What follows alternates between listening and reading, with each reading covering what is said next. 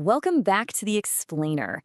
Look, are you completely exhausted from running on that financial treadmill? You know the feeling, right? Putting in the work month after month, but somehow feeling like you're stuck in the exact same place. Well, we've distilled some incredibly powerful source material into a clear, focused playbook today to show you exactly how to stop that cycle. We're going to build a 12-month strategy for real, tangible security. So if you want a year with actual direction, you are definitely in the right place. Okay, let's dive right in by shaking off any of that guilt or shame you might be carrying about past money mistakes. We have all been there. But remember this, the past is literally just data. It is not a life sentence. Wealth isn't some lottery ticket you just randomly win. It's a quiet, deliberate, step-by-step process. You absolutely have the ability to build more income and security, and it starts today. I want you to seriously picture yourself exactly 12 months from today. Think about it. You've got lower debt, a significantly larger cushion in savings, and this quiet confidence when a surprise bill inevitably shows up. Sure, an unexpected car repair is annoying, but it doesn't wreck your entire month anymore. You sleep better. You feel less trapped. That outcome is entirely possible, but it takes strategy, not just some vague promise to yourself to get serious soon. Here is the playbook we're running today. First, phase 1, see the board. Then, phase 2, play defense. Next, phase 3, play offense. After that, we'll shift your money mindset. And finally, map out your next 12 months. All right, let's start with phase 1, see the board, finding your baseline. Before we try to fix anything, we have to establish total financial clarity. It might feel a little uncomfortable at first, but your first move isn't investing, it's running a ruthless audit of your last 90 days of spending. And no, I don't mean just glancing at a budget app. You've got to pull the actual statements and categorize every single dollar. People's jaws literally drop when they see how much those food delivery and subscription slices secretly eat up their cash. It's so easy to ignore those small, frequent swipes. But hey, you absolutely cannot fix what you haven't measured. Move 2 is calculating your financial floor. Let's look at this example of $3,000. Now, this is not your dream budget. It is your bare-bones survival number. It totally excludes eating out, vacations, or investing. It's strictly the absolute minimum you need each month to keep the lights on, keep a roof over your head, and buy basic groceries without tipping into chaos. Once you know this bare minimum number, you know exactly what you're protecting and exactly how much emergency savings you actually need to buy yourself 1 month of breathing room. And looking at the source material, it highlights a massive, sneaky roadblock: the subscription economy. Convenience is literally the silent killer of the middle-class budget. Small, automated $10 and $15 charges, like that premium gym membership you never use, or a streaming service you haven't opened in months, they just slowly bleed your accounts dry. You have to reclaim your cash flow, because here is an absolute truth. You cannot out-earn chronic overspending. Emotional spending will bankrupt you way faster than a stock market crash ever could. Moving right along to phase 2, play defense. Protect and automate. This is where we deliberately add friction to your bad habits. And this comparison hits the nail on the head. Telling yourself to save more or spend less isn't a strategy. It's practically a fortune cookie platitude. It's way too vague. But canceling one specific unused subscription today, now that is a concrete defensive move. We want actual, measurable actions.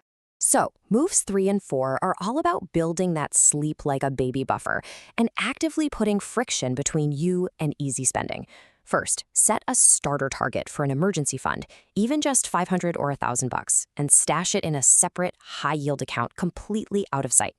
Next, take 20 minutes and negotiate one recurring bill this month, like your internet plan. And this is crucial. Figure out your biggest impulse spending trigger and put a strict 24-hour waiting rule on it. Why? It forces the dopamine hit to fade. Go ahead and delete those saved credit cards from your phone right now. Make spending difficult. The big takeaway here, stop relying on motivation. Motivation is totally fleeting. If you wait until you feel like manually moving money into savings, your brain will magically invent an emergency excuse to spend it instead. Put your willpower on autopilot. Let automated systems build your security while you're busy living your life. Okay, phase 3, play offense. Attack and grow. Frugality is an awesome tool, but it has a hard floor. You can only cut your expenses so much. Earning power, on the other hand, absolutely no ceiling. Our offensive moves focus on widening that gap between what you earn and what you spend, because that gap is where wealth is born. Dedicate a couple of hours this week to updating your resume or mapping out a new skill. Calculate your true hourly rate so you can reframe the actual cost of everything you buy. And please, open or fund that investment account you've been putting off. Treat small capital with massive respect. Don't fall into the trap of thinking, it's only 20 bucks, why bother? Even $20 matters. Put your money to work and let compound interest do its thing. Now, this requires a total mindset shift. You have to act like the CEO of your own household. High-interest credit card debt is literally a wealth tax you are voluntarily paying to someone else. Every dollar you hand over in interest is a dollar stolen straight from your future self. So attack it like a CEO. Throw every single extra dollar at the highest interest rate while maintaining minimums on the rest and watch that mountain crumble. Next up, shift your money mindset, redefining wealth. This brings us to the psychological side of the explainer. It's time to stop viewing money as a scorecard for what you can buy and start seeing it as a tool for what you can achieve. We're all conditioned to think wealth means flashy cars and a perfectly curated Instagram feed. You've got to reject that illusion entirely. Looking rich is honestly the easiest way to stay broke. True validation comes from your balance sheet, not your timeline. Debt is loud, but true wealth, it's silent. It's about having options, zero financial stress, and the absolute freedom to control your own calendar. I am absolutely obsessed with this reframing technique. The next time you're tempted to make a major, non-essential purchase, translate that price tag into hours of your actual life. Ask yourself, is this item really worth 3 days of my freedom? When an $80 impulse buy suddenly translates to 2 hours of your working life, it hits way differently than just glancing at a price tag. Finally, your next 12 months, choosing one outcome. Let's pull this all together. The biggest trap you can fall into right now is trying to do all 10 of these moves today. If you try that, you'll just get overwhelmed and quit. Instead, choose just one primary financial outcome for the year, like building that $10,000 emergency fund, and define what enough looks like for you. Break that big goal down into bite-sized monthly and weekly targets. Then, build a no list in advance so lifestyle creep doesn't sneak up on you. The people who actually transform their finances are the ones who execute a mediocre plan, rather than just admiring a perfect one they never even started.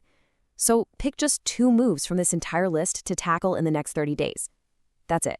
Seriously, don't just close this explainer and let this be a temporary burst of motivation. Take these 3 exact steps right now. Log into your primary bank account, find one subscription you don't absolutely love, and kill it. Boom. Done. Then immediately set up an automated recurring transfer of that exact dollar amount into a savings or investment account. You're paying your future self first. Doing this right now proves you are officially in the driver's seat. Because here's the reality. The time is going to pass anyway. 12 months from now, you will either have a very different, much more secure story to tell, or you'll be living the exact same one you are today. That choice is entirely up to you.